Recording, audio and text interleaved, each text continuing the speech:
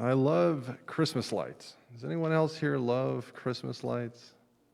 Just there's something about it. It's really a special time of year. And for all the rest of you that don't like Christmas lights, no, you don't like Christmas lights, Mark? I should have put that on your elder assessment. So we didn't do it this year, but in years past, well, at least one year we decorated the day following Halloween. Has anyone ever done that? I've decorated the day after Halloween. My neighbors were making fun of me for that this year. So this year we didn't do it. But we did decorate our house. This is a picture of the Romig family front yard. And you can see that it's got the Christmas lights. And actually my wife and I, Monica decorated one side of the house, and I decorated the other side of the house. And I just want to go ahead and settle a marital dispute right now. Show of hands, who thinks the side on the left is better decorated? Okay, 1, 2, 3. How about on the right? 1, 2, 3, 4, 5, 6, 7, 8, 9. Countless numbers. And then who doesn't want to get into this marital dispute?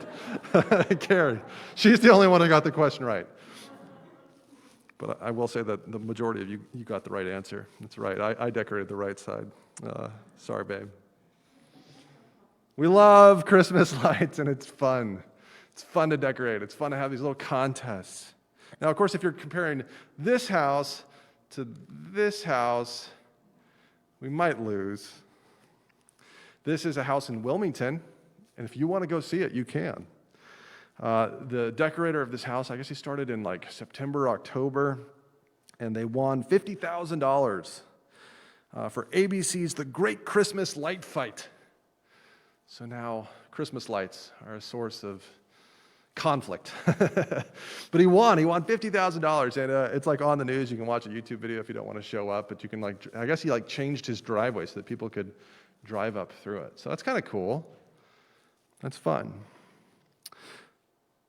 Lights are symbolic, right? They're not just decorative. They're actually symbolic. They're actually preaching a message. Now, we typically think about lights as just, it makes things pretty. But every time we see lights, we have an opportunity to be reminded of a deeper truth. And I want to argue that in today's passage, it shows that the light of Christmas being symbolic actually predates the existence of the light bulb, the invention of the light bulb. It predates actually the birth of Jesus. 700 years before the birth of Jesus, the prophet Isaiah said this about Christmas lights. He said, "The people who walked in darkness have seen a great light. Those who dwell in the land of deep darkness, on them has light shone." I think this is talking about Christmas. This is talking about the light, the hope, the joy of Christmas breaking into our darkness. But before we can understand what the light means and be excited about what the light means, we have to understand what the darkness is. Because the people have walked in darkness. That means that humankind lived in a state of darkness, is living, has lived. That you and I, in our own power, live in a state of darkness. Now, Isaiah is prophesying to this people called the Israelites, people of God who are in relationship with God, but they're choosing to not be in relationship with God by living in the darkness instead of walking in the light of God's mercy and grace. And if you go back a couple verses in chapter 8 to verses 19 and 20, it says this. It says, "When they say to you, inquire of the mediums and the necromancers who chirp and mutter, should not a people inquire of their God? Should they inquire of the dead on behalf of the living? To the teaching and to the testimony. If they will not speak according to this word, it is because they have no dawn." So the light is symbolic of God's grace and mercy and God's presence, but the darkness is also symbolic. It's symbolic of three things: of control, of emptiness, and anger. Merry Christmas.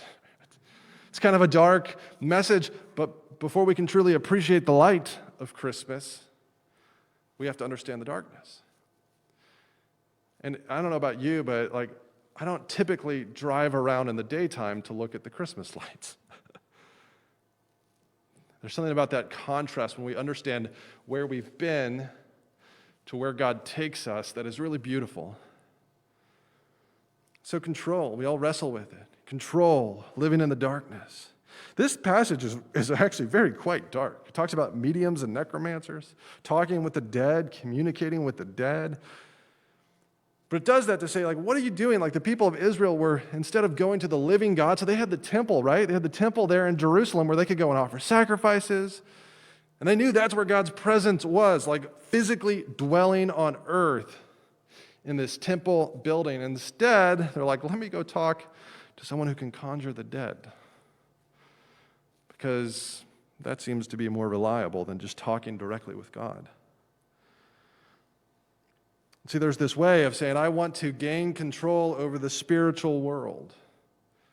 I want to gain control over the powers. Most of us aren't talking to the dead or trying to. Maybe you are. If that's you, come talk to me. But I think many of us also want that control, right? We want that level of control. Maybe we won't go to that extreme, but we'll go to other extremes to have control over our lives, to be in charge. And what this passage does is it comes in and it says, you know, you need something different. You need something that doesn't taste good to you, but is completely different than how you're operating. You need the light. You're attracted to the darkness, but you need the light. And if we're honest with our hearts, we're attracted to the darkness. Darkness covers. We don't have to feel the risk of knowing and being known if the darkness is hiding us. But we need the light. And it's scary because the light comes in and says, you know, you got a problem. There needs to be some change. Ever seen those commercials that say, like, give the gift of health this Christmas? Yeah, that's usually for like a Fitbit or a Peloton. Maybe some of you put like one of those things on your Christmas list there, like a health watch. The commercials never say, like, you're fat, we can help you with that. There's a reason I don't write jingles for marketing. But that's what they're saying, right? You're fat, we can help with that. Get a Peloton or get a Fitbit. And what this passage here is kind of doing is similar. Saying, like, you're spiritually in the darkness. The Israelites are spiritually in the darkness. As we examine our own hearts, we recognize that oftentimes, apart from God, we're walking in the darkness. But God can help with that. There's light. Now, you know, one of the things you can do if, you know, you're feeling convicted by the Peloton illustration is you never need to go to the gym. You don't have to visit your doctor anymore. You don't have to go to church or to read the Bible or to pray. You might actually start to feel healthier. You might actually become less concerned about your health. Doesn't mean you're actually healthier, right? And so it's actually, even though it's riskier and scarier, we need to look at our own hearts and say, wow, to do an assessment, to ask the Holy Spirit to do an assessment, to say, hey, God, where do I need you to apply your grace to my life? Because I'm in the darkness, I can't really see. Isaiah 8 goes on to this to kind of continue describing the problem. He says, they will pass through the land greatly distressed and hungry, and when they are hungry, they will be enraged, they will be hangry. They will speak contemptuously against their king and their God and turn their faces upward, and they will look to the earth, but behold distress and darkness, the gloom of anguish, and they will be thrust into thick darkness. So the darkness is symbolic of control, but also emptiness, just emptiness. It says, those who walk in darkness are greatly distressed and hungry. And maybe it's talking about like an actual physical hunger, but I think it's talking about never feeling satisfied, right? Recognizing that there is this place in our lives that needs the light, that needs God's grace. And then we try to plug things that we think are light into those holes, into those areas, right? Maybe it's a relationship that we're like, man, this is my light. Maybe it's a purchase. We don't do that, right? At Christmas season, we don't try to plug the holes in our life with purchases. Or we do. We try to fit something in there, a relationship, a purchase, an achievement, right? If I can only just get this further in my my education or my career. That'll be my light. Or maybe, even we did a really good thing yesterday, right? Going, serving. But we can actually use something like that to say, oh, I'm going to fill that darkness in my life with the light of serving those who are in need. And we can actually use that as a way to fill our emptiness. We can't do it. It doesn't work. Darkness just creates more darkness. We watched Charlie Brown's Christmas yesterday. Epic theological work, treatise by, about Charlie Brown. Anyone know what year that was made? The original? Yeah, 1965. How did you know that, Lucas? You're like, oh, I was around back then. I look very young for my age. 1965. Sound of Music was also made that year. Anyways, Lucy says to Charlie's like all down about Christmas because he gets it. There's something wrong about Christmas. He's like, it's a big, Lucy says, it's a big commercial racket run by a big Eastern syndicate. I love that. That's like so brilliant. But just recognizing that the way we try to fill our darkness with blinding lights.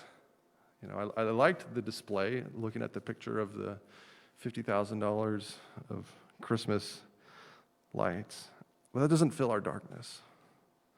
In fact, the more we try to put these things into the place of darkness and trying to fill it with ourselves with light, the more angry and upset we become. It says they become enraged and they speak against their king and their God.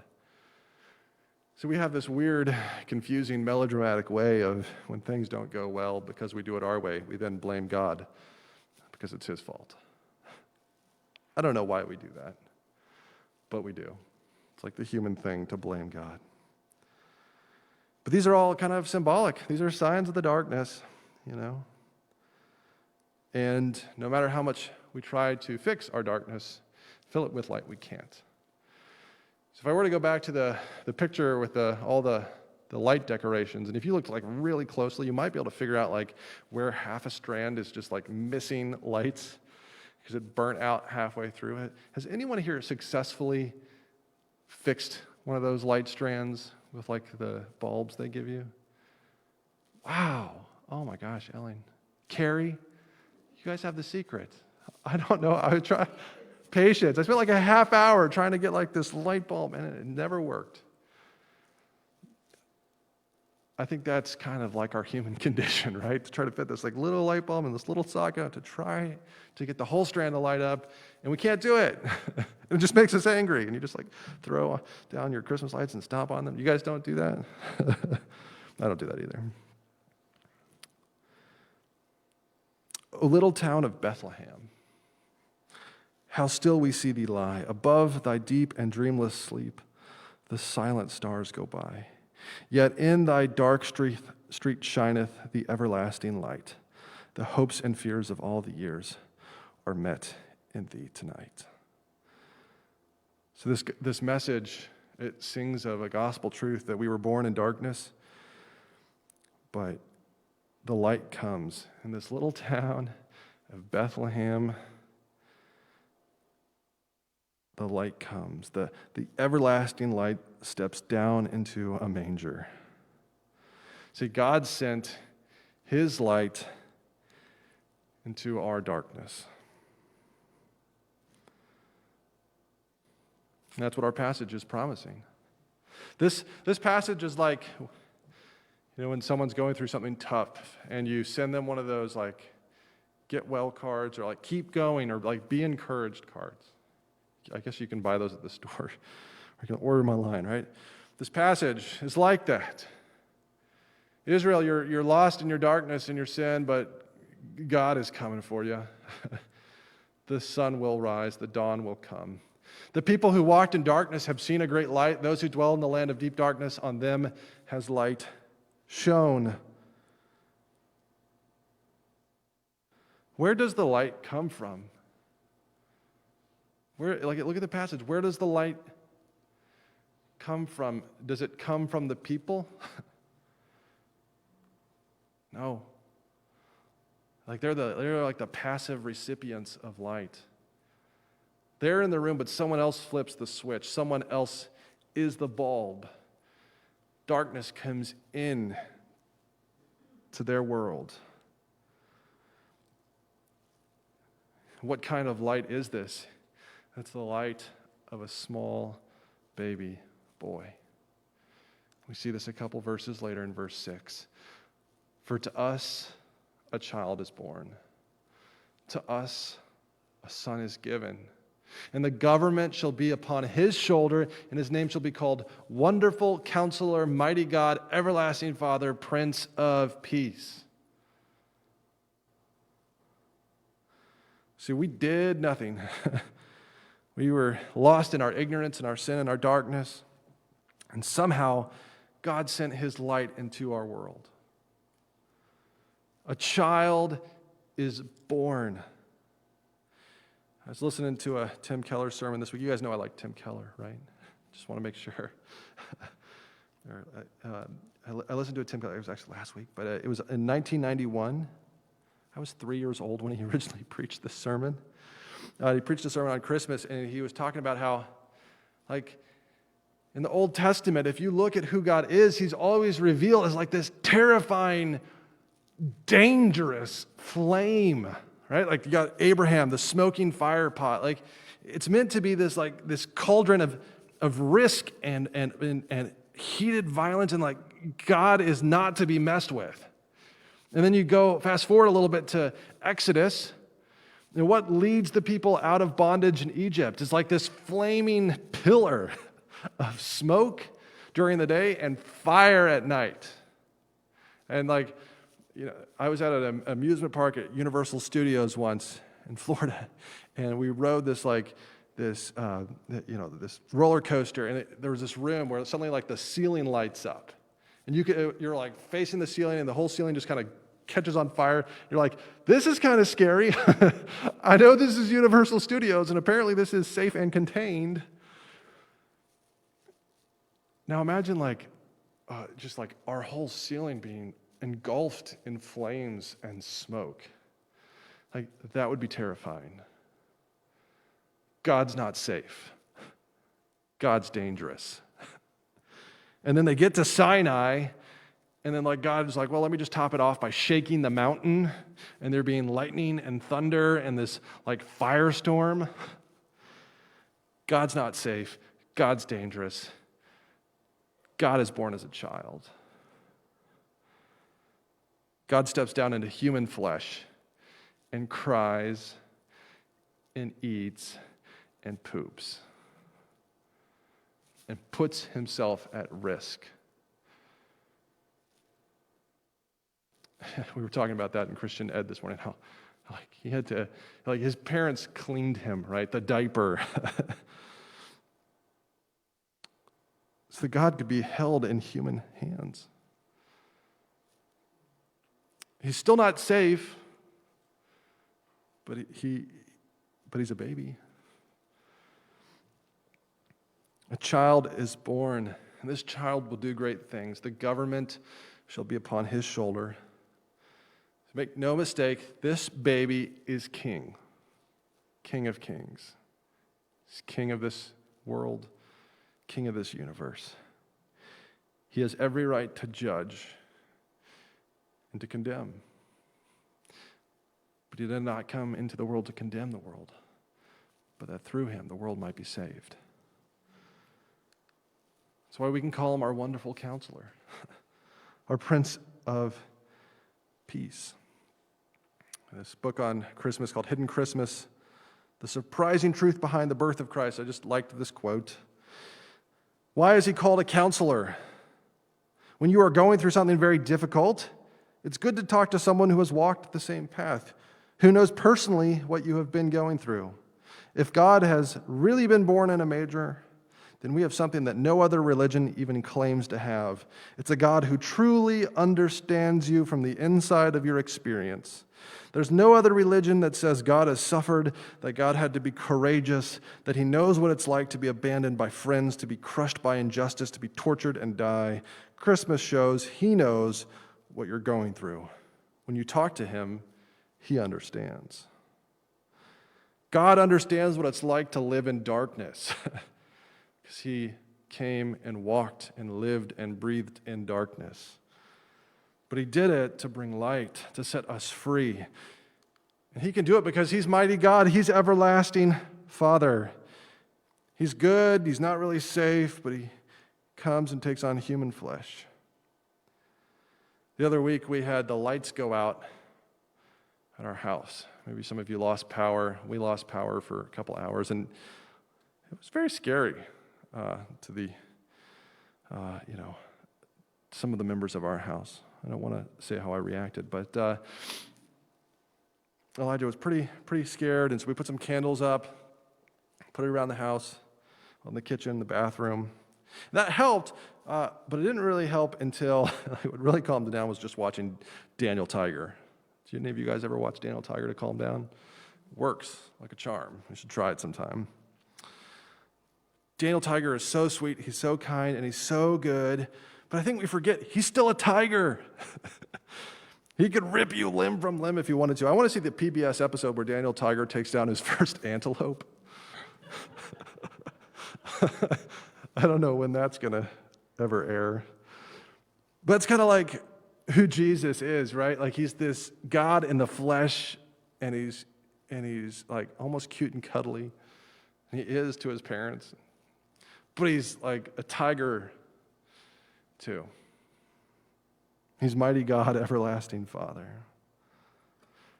And so what are you going to do about it? What are you going to do about it? How are you going to respond? What are you going to do with this message? What will you do with Jesus, the light of the world? Jesus is the light of the world. John 1:5 says, the light shines in the darkness, and the darkness has not overcome it. So all the Gospels open in kind of their different ways, right? Matthew, Mark, Luke, and John, and Matthew and Luke are the ones we go to for kind of the typical birth narratives. But John also has like this birth narrative that's kind of wacky and weird. He talks about the light shining in the darkness, and the darkness has not overcome it. This light is Jesus, is God in the flesh stepping down into our darkness. And Jesus himself says this about himself. He says, I am the light of the world. Whoever follows me will not walk in darkness, but will have the light of life. So here's the deal. You can have the light of life. You can be delivered from your darkness if you'll just follow Jesus. If you'll repent of your sins, believe in Jesus, and just walk day by day in relationship with him, seeking to know him and to be known by him, seeking to experience light and not darkness, to let him shine on those parts of you that you're afraid of, those feelings of emptiness, or those desires for control, or even those emotions of anger. Jesus just wants to shine on those and to bring his light into your darkness and to light you up, to transform me, to transform you, so that we look a little bit like those Christmas trees. You look like the right bush on my house. I was driving to CrossFit. You guys know how to do CrossFit, right? Tim Keller, CrossFit, a few of my favorite things. I was driving to CrossFit and just like noticing all the lights. I just listened to this Keller sermon, and I was just noticing like all the beautiful Christmas lights, the Christmas trees in the center of Chelmsford. They do a really nice job. It was just reminding me of Jesus. And so I hope this week that as you notice the Christmas lights, whether it's your own lights, or your neighbors, or driving through a center of town, when you see those Christmas lights, you think Jesus is the light of the world. This light bulb symbolizes Christ. Even those that don't worship Jesus or proclaim to know him or claim to know him, like they're celebrating the birth of Jesus. I love that. It just shows like God's all powerful. And one day, Jesus went to the cross to pay the penalty for our darkness so that we could experience light. But you know what? We're still kind of living in a dark world, aren't we? There's still darkness. There's patches of light. We're called to be those light bulbs in the darkness. But I think that on Christmas, we need to remember that there's one more holiday coming. See, we celebrate Christmas, the birth of Jesus. We celebrate Easter, the death and resurrection of Jesus. And one day, we're going to celebrate the return of Jesus. And that's going to be a holiday. It'll be like the sun rising. It'll be a dawn of a new day. Let me pray.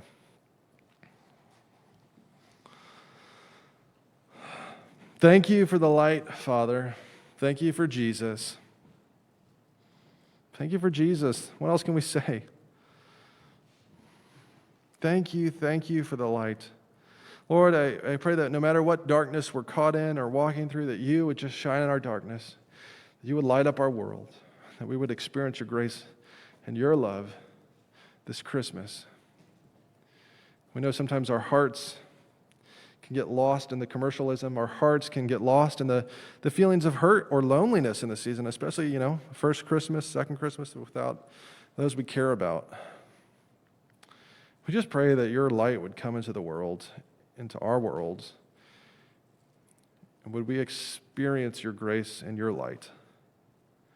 Help us to share this light with those around us as well. We have such a precious thing. We love you, Jesus. Amen.